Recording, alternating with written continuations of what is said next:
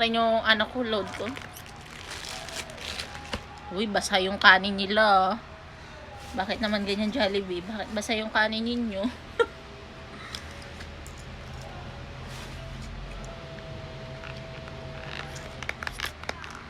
Pero didelete na lang ako ng picture ko rito eh. Baka napuno lang talaga.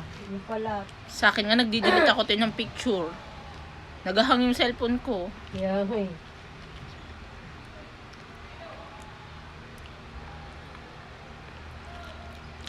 Lo, grabe ngayon lang ako nakaano ng Jollibee. Basa yung kanin. Basang-basa. Ay, depende ng kamera eh. Tagal-tagal ko pang pumila sa Jollibee. Tapos basang kanin lang ibibigay nila.